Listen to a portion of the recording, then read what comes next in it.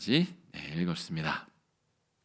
계속해서 우리가 요한계시록 강해가 이어지고 있는데 오늘 31번째 말씀입니다. 이제 끝을 향해서 나아가고 있는데요. 오늘 우리 19장의 후반절 말씀 읽으시기로는 굉장히 어렵고 또 복잡한 내용으로 보입니다만 저와 함께 한 절 한 절 읽어가시면서 그 내용이 무엇인지 다 듣고 나면 별것도 아니고 참으로 위로와 평강을 주는 말씀임을 우리가 다시 한번 깨닫게 됩니다. 백마와 그것을 탄 자라는 제목으로 말씀 함께 살피겠습니다.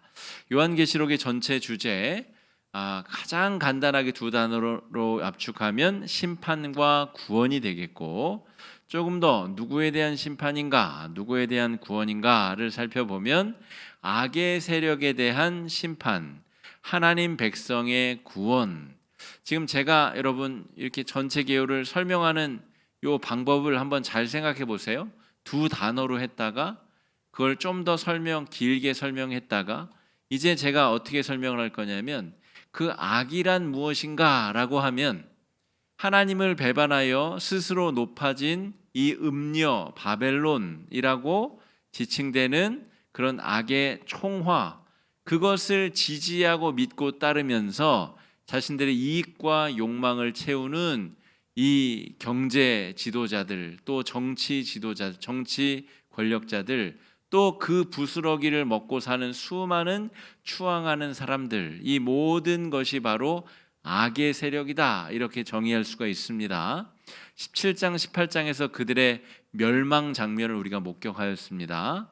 그리고 환난과 핍박 가운데서, 그러니까 잠시 주어진 이 땅의 공중 권세를 잡은 이 음녀 바벨론의 세력들에게 의해서 핍박당하고 고초당하고 믿는다는 이유로 환난과 어려움을 당하던 주의 백성들, 신앙과 믿음의 끈을 지킨 이 남은 자들에게 하나님께서 위로와 평강과 구원을 허락하여 주신다라고 하는 내용입니다.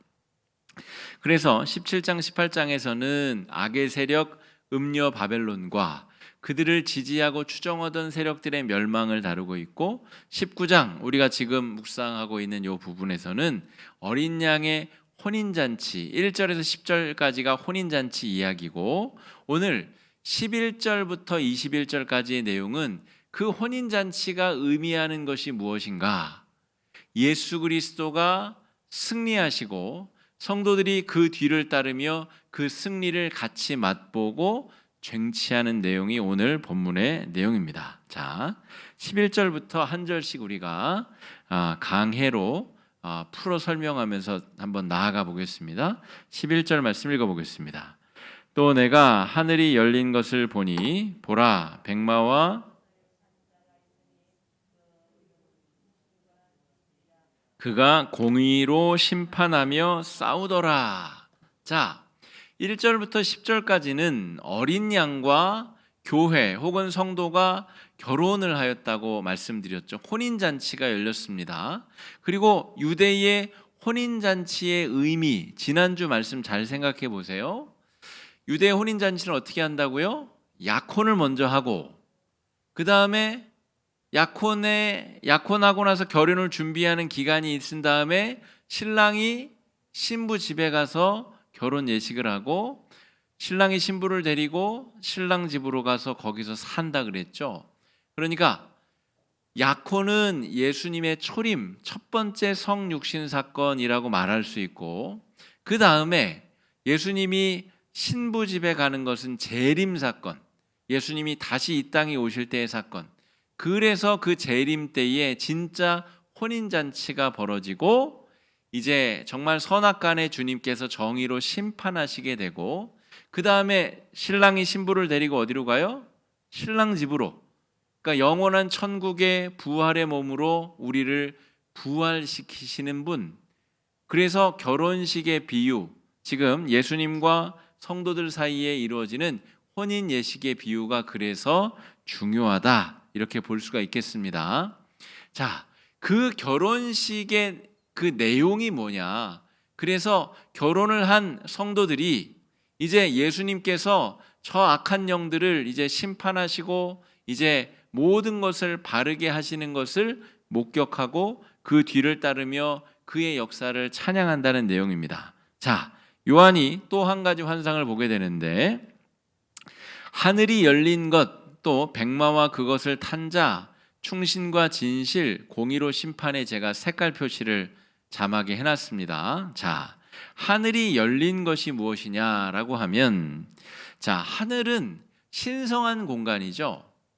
바다는 그래도 사람들이 들어가서 침범할 수 있는 영역이 바다라면, 저 하늘은 고대 세계의 사람들이 절대로 다다를 수 없는 신적인 영역의 공간이었습니다.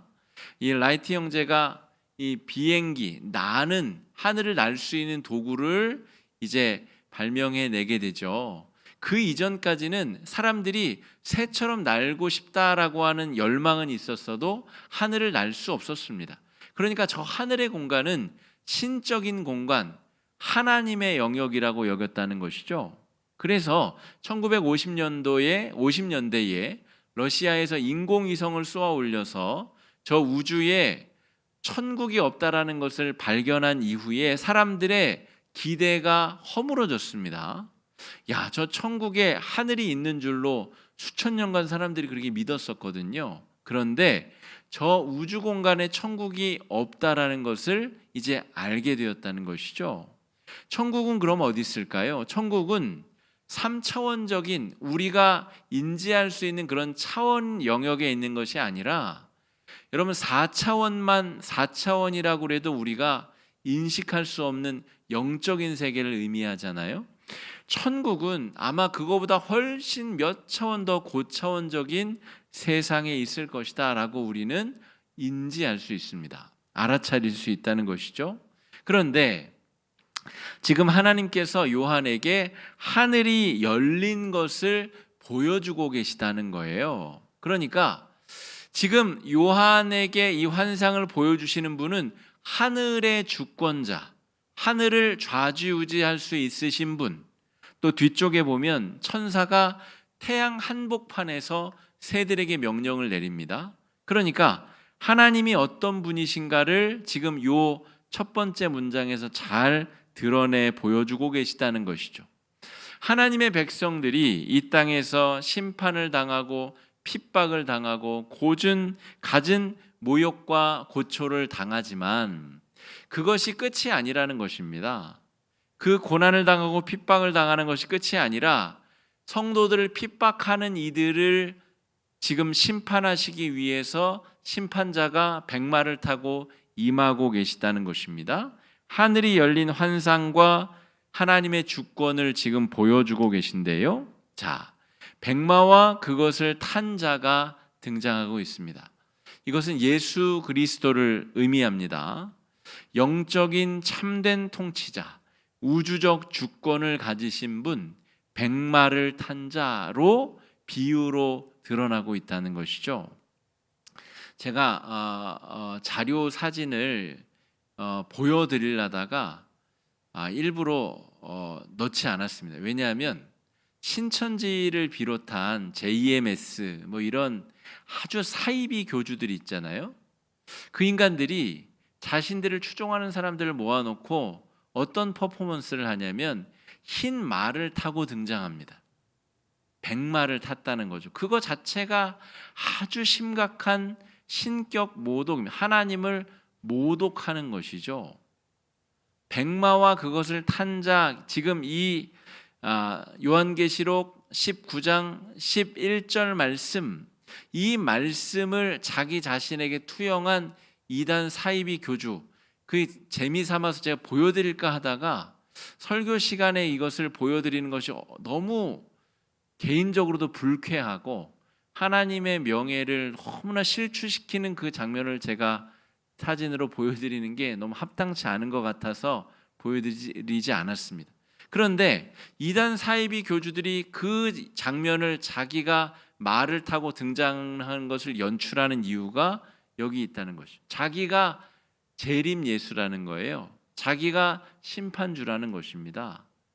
여러분, 이 얼마나 정말 참남하고 정말 망령된 행위를 하고 있는 것입니까? 자, 백마와 그것을 탄 자, 지금 요한이 이 환상을 보고 이 계시의 말씀을 적고 있습니다. 결혼식을 한 그 신랑이 어린 양의 혼인잔치로 묘사가 되었지만 실제로는 백마를 타고 정말 입에서 정말 양날의 칼이 나오면서 모든 악인들을 심판하고 정죄하는 그런 하나님의 권능의 심판주로 지금 등장하시는 장면을 묘사하고 있는 것입니다. 영적인 참된 통치자, 우주적인 주권을 가지신 분이 심판을 하러 내려오고 계시다는 것입니다. 자, 결혼이 아까 뭐라고 말씀드렸죠? 1절에서부터 10절까지의 내용은 신랑이 신부를 데리러 오는 과정. 신랑이 신부를 데리러 오는 그때에 모든 악한 음녀 바벨론과 그들을 추종하는 모든 세력들이 다 모조리 심판을 받게 될 것이다. 이 내용을 담고 있습니다. 그 백마와 그것을 탄 자의 이름이 무엇인가라고 하면 그의 이름은 충신과 진실이라라고 고백하고 있습니다. 충신이라고 할 때 이 번역이 조금 잘못된 것 같아서 제가 괄호를 열고 제대로 된 번역을 좀 넣어놨습니다. 우리가 쉽게 이해할 수 없는 단어, 충신이라는 단어는 영어로는 faithful, 신실하다는 뜻입니다. 신뢰할 만하다, 그리고 진실하신 분이시다. 하나님께서 왜 이 땅을 성육신과 십자가 사건으로 구원하셨는가? 그리고 재림의 때까지 왜 성도들이 억울하게 핍박당하고 고난당하게 내버려 두시는가? 여러분 이해가 잘 안 되지 않습니까? 다 이해가 되세요? 우리가 이해하는 방법으로 하나님께서 우리를 구원하고 계신가요? 우리 성도님들 지금 예배에 참여하신 분들 중에도 몸이 지금 질병 때문에 고통 가운데 있는 분도 계시고, 우리 성도님들 기도 제목, 제가 알고 있는 기도 제목 해결이 안 된 분들도 많이 계신데, 하나님께서 내가 원하면 제깍제깍 다 병도 낫게 해주고 기도 제목도 들어주고 다 해결해주고 내가 원하는 방식으로 나에게 해주시면 좋겠는데, 우리가 이해할 수 없는 타이밍까지 하나님께서 우리의 기도 제목을 늦춰서 응답을 해주신다거나 때로는 응답 자체를 거절하실 때도 있다는 것이죠. 하나님의 구원의 역사를 우리가 어렴풋이 지금 더듬어가고 있을 뿐입니다. 요한계시록을 통해서 다 이해하고 다 알 수 있는 것이 아니라는 것이죠. 여러분 그런 하나님을 여러분 신뢰할 수 있겠습니까? 내가 다 이해할 수 없는데 하나님께서 하시려고 하는 계획을 신뢰하고 진실하다 말할 수 있겠습니까? 그러기가 쉽지 않지만 그렇게 신뢰하고 진실하다 고백하는 사람들이 바로 오늘 구원받는 백성들의 정의라는 것이죠. 그 사람들이 바로 구원을 받는 사람들, 하나님의 위로를 경험할 사람들이다 하는 것입니다. 마지막에 주님께서 재림하실 때에 정말로 공의롭고 정의롭게 심판하실 것인데, 하나님께서 언제 오실지 우리는 모르지만, 예수님께서 언제 재림하실지 모르지만 그 재림의 사실을 굳게 믿고 신실하시다 진실하시다 믿으며 믿음으로 나아가는 성도들, 바로 예수님과 결혼에 합당한 성도들, 구원의 복음에 합당한 성도들이다. 오늘 말씀은 그렇게 정의하고 있다는 것입니다. 여러분 내가 다 이해할 수 없어도 어쩔 수 없습니다. 하나님께서 하시려고 하는 그 구원의 계획에 내가 믿음으로 동참하고 믿음으로 신뢰로 나아가는 것이 우리가 지금 해야 될 일들이다 라고 말할 수가 있습니다. 그러면서 11절에 추가적으로 뭐라고 다시 기록하고 있냐면, 그는 백마를 탄 자는 어린 양 예수 그리스도는 공의의 심판으로 이 악의 세력들을 심판하며 싸우신다라고 고백하고 있습니다. 자, 하나님께서 악인들을 심판하시고 우리를 구원하시는데 정의롭지 못한 방법으로 심판하신다면 하나님의 그 영이 설 수 있겠습니까? 하나님께서 이 땅을 심판하실 때에 이 음녀 바벨론과 그들을 추종하는 세력들에 대한 공적인 의로움, 누가 봐도 저것은 옳다라고 하는 공의와 또 거룩함으로 심판하시며 악한 세력들을 물리치시는 분이시다라고 하는 것입니다. 심판이 반드시 다가온다는 것, 그리고 그 심판의 기준은 바로 아주 공공연하게 의로운 공의와 하나님의 거룩함으로 심판하신다는 내용입니다. 자, 12절 말씀 한번 같이 읽어보겠습니다. 시작. 그 눈은 불꽃 같고 그 머리에는 많은 관들이 있고 자기밖에 아는 자가 없고. 자, 여기도 몇 가지 우리가 살펴볼 구절들이 있는데 그 눈이 불꽃 같다라고 기록하고 있습니다. 자, 주님께서 물로 세상을 심판하신 적이 있습니다. 그런데 불로 심판하신 적은 없으세요. 그런데 다 태워버리는 심판, 불꽃 같은 눈으로 우리를 지켜보신다라고 할 때 그 앞에 우리가 숨기거나 피하거나 감출 수 있는 영역이 없다라는 것을 의미합니다. 절대 심판자로서 우리에게 임하시는 분이다. 우리 정권이 바뀔 때마다 우리 법들이 바뀌게 되죠. 부동산 대책이 바뀌고 또 금융 정책도 바뀌고 또 입학 제도도 바뀌고 그때마다 얼마나 그 사리 판단을 잘 해가지고 요리조리 법령을 피해가며 자기 이익을 취하는가. 아주 돈 버는데 영특한 사람들은 그런 방법들을 찾아내죠. 다 사람이 만든 법이 완전할 것 같지만 이리저리 빠져나갈 구멍들이 너무 많다는 것을 의미합니다. 그런데 백마를 타신 분이 심판주로 오시는데 그분이 심판하실 때는 불꽃 같은 눈으로 지켜보시는 가운데 그 어느 누구도 피하거나 빠져나갈 여지가 없이 철저하게 하나님께서 지켜보시며 심판하신다는 내용입니다. 그리고 그의 이마에 많은 관들이 씌어졌다라고 기록하고 있습니다. 자, 예수님께서 십자가에 달리실 때 가시관을 쓰셨죠.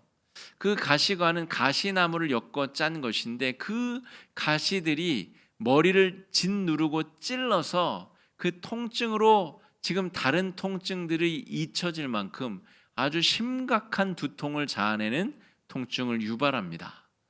그런데 지금 영광의 왕으로 우리 교회의 신랑으로 오시는 예수님, 백마를 타고 이 땅에 심판주로 오시는 예수님께서 많은 관들을 썼고 그 중에는 이름을 알 수 없는 오직 주님만이 아시는 면류관이 달려 있다는 것입니다. 여러분, 우리가 십자가의 의미를 잘 정말 알고 있을까라고 생각해 보면 아는 것 같은데 그 의미를 다 알고 있는 것 같지는 않습니다. 왜 예수님이 바보처럼 고난과 역경 속에서 피를 흘리며 죽어가셨을까? 저와 여러분 같은 우리 같은 사람의 죄 때문에 예수님이 왜 죽음을 당하셨어야만 했을까? 우리가 그 의미를 아는 것 같은데 잘 모르는 것 같아요. 왜 제가 모른다고 하는지 아십니까? 예수를 따르는 우리들도 그 십자가를 지고 그 면류관을 쓰고 예수님을 따라가야 되는데 우리는 어느 순간 그 면류관 집어 던지고 우리 힘들게 지고 가야 될 자기 십자가를 내팽개치고 영광받고 높임받고 존귀함 받는 자리로 어느 순간 우리가 가 있다는 거예요. 예수님을 따라가려면 섬기고 낮아지고 매맞고 모욕당하고 가시관을 쓰는 그 신비로운 길을 가야 되는데 따라가겠다라고 말은 하지만 실제로 걷다 보면 엉뚱한 길로 가고 있다는 것이죠. 저 사람은 왜 나만큼 헌신하지 않을까? 왜 저 사람은 나 봉사하는데 봉사하지 아니하고 저기 가가지고 자기 쾌락만 추구하고 있을까? 저 사람도 권사고 저 사람도 나랑 똑같은 집사인데 저 사람은 왜 엉망진창으로 살까? 그렇게 생각하는 마음속에 뭐가 있을까요? 나도 그러고 싶은 마음이 있는 겁니다. 예수님 따라서 자기 십자가를 지고 걸어가는 것 본질적으로 사람들이 싫은 거예요. 그러니까 지금 예수님이 쓰신 이 많은 관의 의미, 그 중에서도 가시면류관의 의미는 사람들이 그 진짜 의미를 깨닫지 못하고 있다. 오늘 말씀은 그렇게 이야기하고 있는 것이죠. 같은 논리로 여러분, 성도들이 고난당하고 있는데 왜 예수님께서 속히 오시지 않을까요? 속히 재림주로 왜 오시지 않을까? 빨리 오셔서 교회들 보호해 주시고 성도들 고난 가운데서 해방시켜 주시고 성도들과 교회를 핍박한 사람들 다 물리쳐 주시고 좀 빨리 하시지. 여러분, 그런 마음 드시지 않습니까? 그런데 주님께서는 이 요한계시록의 논리대로 따라가 보자면 한 사람이라도 더 회개하고 한 사람이라도 더 구원하기 위하여 그 재림의 때가 계속 지연되고 있다라고 기록하고 있습니다. 그래서 그 임계점이 넘어가는 순간, 더 이상 기다리는 것이 의미가 없는 그 순간에 그게 언제일지는 모르나 주님께서 심판주로 재림주로 우리 가운데 오신다는 것입니다. 우리가 다 깨달을 수 없는 이 신비의 의미가 주님이 쓰고 계신 그 면류관의 그 의미에 숨어져 있다, 이렇게 볼 수가 있습니다. 자, 13절 말씀 한번 같이 읽어보겠습니다. 시작. 또 그가 피 뿌린 옷을 입었는데 그 이름은 하나님의 말씀이라 칭하더라. 여기서 비유와 상징으로 되어 있지만 이 글을 읽고 있는 성도들은 명확하게 알 수 있습니다. 이 백마를 타신 분이 누구이신가? 십자가를 지신 나사렛 예수 그리스도라는 사실을 다시 한번 명확히 깨닫게 된다는 것이죠. 이 피 뿌린 옷을 하나님의 말씀이라 칭하고 있습니다. 구약 성경에 계속해서 예수 그리스도가 이 땅에 구원자로 오실 것을 예언하고 계시고, 그분이 이사야서의 말씀에 의하면 모욕을 당하고 채찍질을 당하고 고난을 당해서 어린 양, 이 아사셀 어린 양으로 고난받아 죽게 될 것을 말씀 속에서 예언하고 계신 것이죠. 그러니까 이 피 뿌린 옷을 입고 계시다는 것은 구약 성경에 수차례 예고된 예수 그리스도, 그분이 우리 가운데 오셔서 행하실 일에 대한 명확한 표현이다, 이렇게 볼 수가 있겠습니다.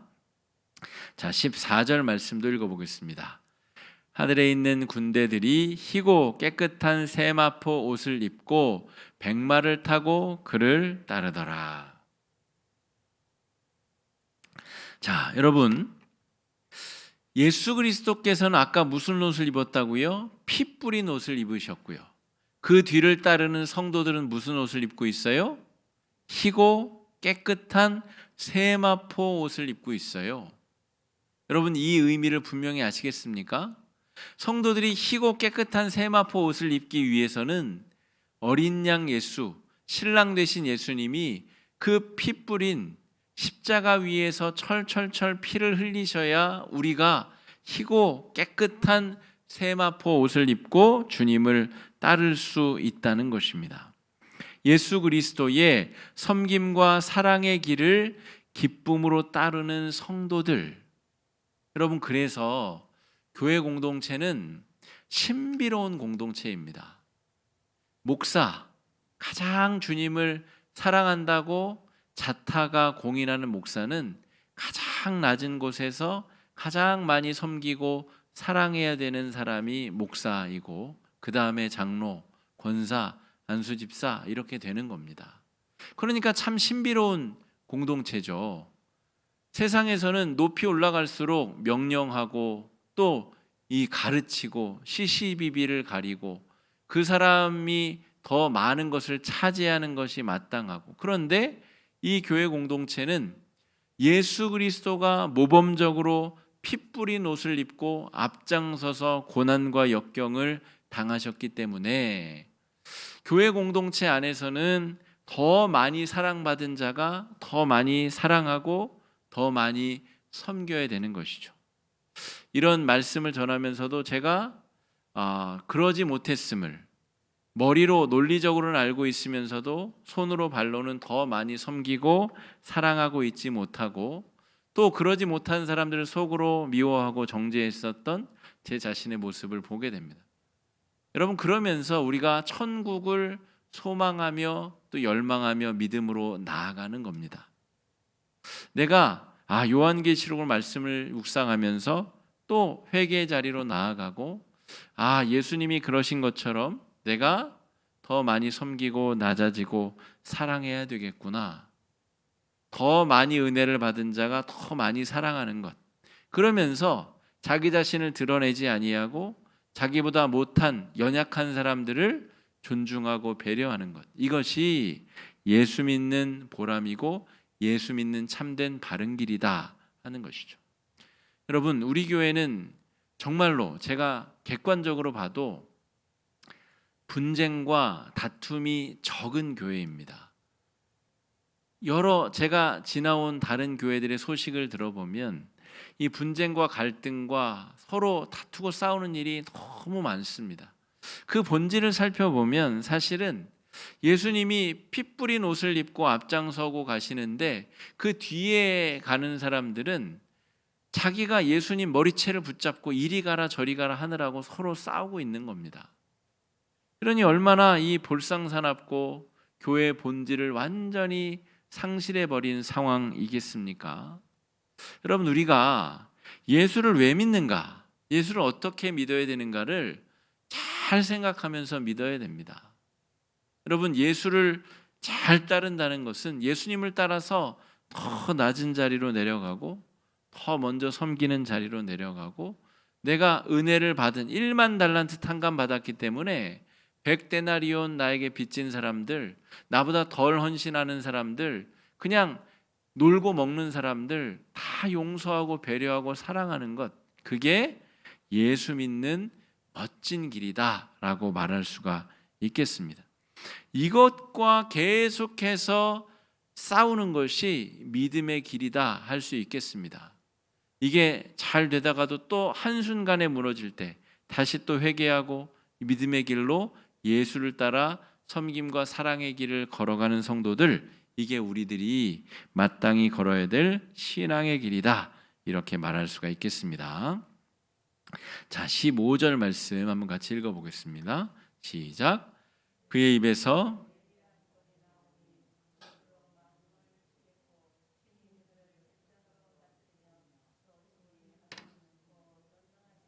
맹렬한 진노의 포도주 틀을 밟겠고, 자, 그의 입에서 예리한 검이 나온다. 저는 사실 이 본문의 의미를 알 것 같으면서도 잘 모르겠습니다. 주님께서 섬김과 사랑으로 이 땅을 구원하셨는데, 그래서 예수님을 따르다 보면 인생의 본질이라는 것을 다시 한번 깨닫게 되거든요. 돈보다도 사람이 귀중한 걸 예수를 따라가다 보면 발견하게 되고, 어떤 목표를 성취하는 것보다 그 사람 자체를 사랑하게 되는 것을 또 발견하게 되고, 이것이 예수 믿는 보람이자 기쁨이자 축복이고, 정말 이 악한 사람들은 도대체 경험할 수 없는 구원의 신비인데, 예수님께서 지금 예리한 검과 철장으로 다스리며 맹렬한 진노의 포도주 틀을 밟겠다고 하시는 내용이 그런 예수를 따르는 기쁨을 알아차리지 못하는 고통, 그것을 말하는 것인가? 저는 이 말씀을 묵상하면서 그런 생각을 좀 해보게 되었습니다. 어쨌든 이 백마탄 예수님께서 이 땅에 내려오셔서 예리한 검과 철장으로 다스리며 맹렬한 진노의 포도주 틀을 밟으시겠다라고 이야기하고 계십니다. 백마를 탄 예수님이 그리스도께서 행하실 심판의 내용을 담고 있습니다. 그러면서 그들의 완벽한 진노와 멸망의 내용이 17절 18절에 기록되어져 있는데 한번 읽어보겠습니다. 시작. 또 내가 보니 한 천사가 태양 안에 서서 공중에 나는 모든 새를 향하여 큰 음성으로 외쳐 이르되 와서 하나님의 큰 잔치에 모여. 자, 아까 11절 말씀에 뭐라고 제가 말씀드렸죠? 하나님께서 우주 만물의 주인, 이 하늘의 통치자, 온 우주를 창조하신 분만이 누릴 수 있는 그 막강한 지위를 가지고 지금 최후 심판을 하시는데, 천사에게 명해 가지고 지금 뭐라고 하셨냐면 태양 안에 들어가서, 여러분 태양을 자기 마음대로 주관할 수 있는 분이 천사를 시켜서 태양 안에 들어가서 공중에 나는 모든 새를 향하여서 명령하였다는 것입니다. 자, 하나님의 큰 잔치에 모여라. 여러분, 온 지구의 새들의 숫자가 얼마나 될까요? 새들의 숫자를 여러분 셀 수 있을까요? 아마 인류, 우리 70억 인류보다 수십 배, 수백 배는 새들의 숫자가 많을 겁니다. 그러니까 그 새들을 명령하여서 지금 무슨 명령을 내리는지 여러분 똑똑히 한번 보십시오. 하나님이 천사를 시켜서 새들에게 명령을 했다는 겁니다. 뭐라고 명령을 합니까? 18절입니다. 시작. 왕들의 살과 장군들의 살과 장사들의 살과 말들과 그것을 탄 자들의 살과 자유인들이나 종들이나 작은 자나 큰 자나 모든 자의 살을 먹으라 하더라. 무시무시하지 않습니까? 하나님을 경외하지 아니하는 자들의 종말이 이렇다는 것입니다. 오늘 아침에 제 아내가 밖에서 소리가 들린다는 거예요. 이 집의 옥상 부분에서 똑똑똑똑 막 소리가 난다. 그래서 나가봤더니 집에 위에 철판 부위를 까치가 이렇게 쪼고 있더라고요. 그러니까 뭐 지가 먹을 걸 갖다 놓고 그걸 먹느라고 쪼는데 그것이 이제 집의 소리가 들린 거죠. 그리고 나서 오늘 제가 이 말씀을 이제 여러분에게 전하느라고 다시 묵상을 했습니다. 그러면서 새들의 숫자가 얼마나 될까? 그걸 셀 수 있는 사람이 없습니다. 어떻게 새들의 숫자를 세겠어요?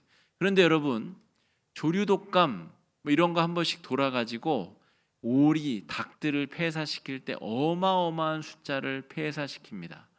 여러분, 그런 새들을 비롯하여서 저 아마존에 있는 수많은 새 조류들, 인류의 숫자의 몇십 배, 몇백 배에 해당하는 그 하여튼 정말 셀 수 없는 그 새들을 명령하여서 악인들의 살을 쪼아 먹어라.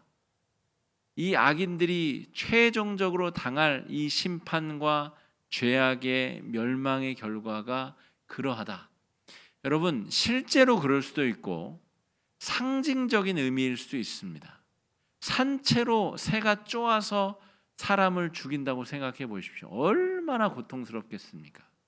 그러니까 여러분, 우리가 하나님을 경외하지 아니하고 살아가는 삶을 지옥에 떨어지겠지, 지옥 불구덩이에 떨어지겠지, 그냥 막연하게 생각하는 것과 실제로 요한계시록에 묘사된 이 설명을 한번 상상해 보십시오. 새들이 그 악인들을 쫓아 들어가서 그것이 왕들이든 가난한 자든 종이든 자유인이든 권력자든 권력이 없는 자든 어떤 사람이든 하나님을 등지고 하나님을 섬기지 아니하고 하나님을 떠난 많은 사람들을 그 살을 뜯어 먹으라. 이것이 바로 하나님의 큰 잔치다. 여러분, 이 정말 너무너무 무시무시한 장면이 지금 요한계시록상에 펼쳐지고 있다 하는 것이죠. 마지막 전쟁의 결과, 그것이 참담하게 지금 우리 눈앞에 펼쳐지고 있습니다. 자, 20절 말씀 한번 읽어보겠습니다. 짐승이 잡히고 그 앞에서 표적을 행하던 거짓 선지자도 함께 잡혔으니 이는 짐승의 표를 받고 그의 우상에게 경배하던 자들을 표적으로 미혹하던 자라. 이 둘이 산채로 유황불 붙는 못에 던져지고. 21절도 읽어보겠습니다. 그 나머지는 말 탄 자의 입으로부터 나오는 검의 죽음에 모든 새가 그들의 살로 배불리더라. 아마 우리가 지금 목격하고 있는 이 장면은 정말 너무나 참담하고 처참하여서 감히 우리가 머릿속을 그려보는 것 자체도 참으로 두려운 그런 말씀입니다만, 여러분, 최후의 심판의 날에 악인들이 받게 될 심판의 내용, 여러분 이런 일이 펼쳐진다고 생각을 한번 해보십시오. 그러면 여러분 속이 고소하실 것 같은가요? 아니죠. 여러분 상상해 보면 얼마나 참담한 일이 펼쳐지고 있습니까? 그들 중에 한 명이라도 더 예수 믿게 하고 구원받게 하고 이 땅에서 죽어서 하나님의 백성 되게 해야 우리의 마음이 시원해지는 것이죠. 주님의 재림이 지연되는 이유도 아마 우리가 그렇게 추측해 볼 수 있습니다. 주님이 왜 이 마지막 장면 이렇게 아주 무시무시하게 기록을 남겨 우리에게 보여주실까? 성도들이, 소아시아 7교회 성도들이 이 편지를 읽으면서 아마 상상해 봤을 겁니다. 해 속에 들어있는 천사가 새들에게 명령하여서 자, 모든 악인들의 살을 다 뜯어먹어라 라고 해서 막 새들이 달려들어서, 여러분 우리 동네 까치들이 많아요. 까마귀들이 많은데 그 새들이 얼마나 크고 무서운지 아십니까? 가끔 교회에 보다 보면 까치떼와 까마귀떼가 싸움을 벌일 때가 있어요. 정말 무섭습니다. 크기라도 작나요? 그 큰 새들이 막 푸닥거리면서 싸우면 무시무시합니다. 또 까마귀는 떼로 날아다니잖아요. 그러니까 가끔 걔네들이 날아다니면 정말 이 말씀이 떠오르면서 공포에 사로잡힐 때가 있어요.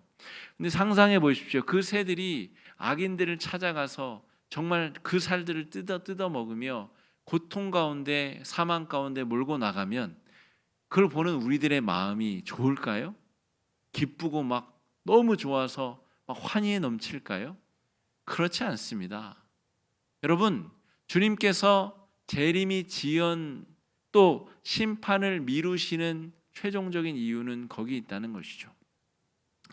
아까 우리 권사님 기도하시면서 우리 아크를 통해서 복음의 물줄기가 흘러나가고 복음이 전해지는 공동체가 될 수 있게 해달라고. 오늘도 제가 아크에서 커피도 타고 음료도 타면서 많은 사람들을 만났습니다. 그러면서 정말 그 예수 믿으라는 말은 하지 않았지만 그런 마음으로 그들을 만나고 그들에게 음료를 대접하고 그러고 있습니다. 언젠가 그렇게 되겠죠. 그런 일이 교회 안에서 계속해서 이루어지고 펼쳐지기를 누구보다 무엇보다 신랑 되신 주님께서 바라고 열망하고 계실 것입니다. 백마를 타고 이 땅 가운데 내려와서 핍박 가운데 있는 성도들 구원해 주시길 원하시지만 그 전에 한 명이라도 더, 한 영혼이라도 더 구원받기 원하시는 하나님의 뜻이 우리의 마음이 될 때 우리의 마음도 같은 마음으로 기도하고 믿음으로 나아갈 수 있다는 것이죠.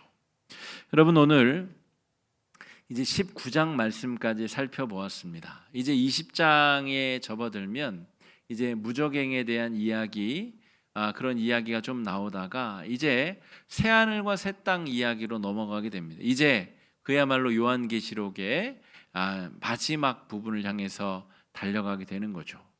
여러분, 오늘 우리가 이 말씀을 잘 묵상하면서 나만 구원받고 나만 천국 가는 그 입장권 얻었으므로 나는 괜찮다, 이 세상이야 망하든 어떻게 되든 상관없다, 그 마음은 주님께서 기뻐하시는 마음이 아닐 줄로 믿습니다. 실제 우리가 요한이 본 것처럼 악인들이 심판받는 내용을 보았다면 우리가 어떤 마음으로 이 세상을 바라봐야 되는지, 내가 어떤 역할로 이 세상에 노력하며 복음을 전하며 역할을 감당해야 되는지 이 저녁에 다시 한번 마음으로 깨달으시고 기도하며 믿음으로 나아가실 수 있는 귀한 은혜가 있기를. 저는 또 내일 우리 아크에서 커피도 내리고 음료도 팔며 사람들을 만나면서 이 말씀 붙들고 그렇게 할 것입니다. 성도님들도 옆집에 사는 아줌마, 아저씨, 지나다니는 동네 사람들, 동네 아이들 머리 쓰다듬으면서 이 말씀 붙잡고 여러분 기도하시며 예수의 복음을 어떻게 전할 수 있을지를 한번 잘 깊이 생각해 보시고 믿음으로 나아가는 내일 그리고 남은 한 주가 되시기를 주의 이름으로 축복합니다.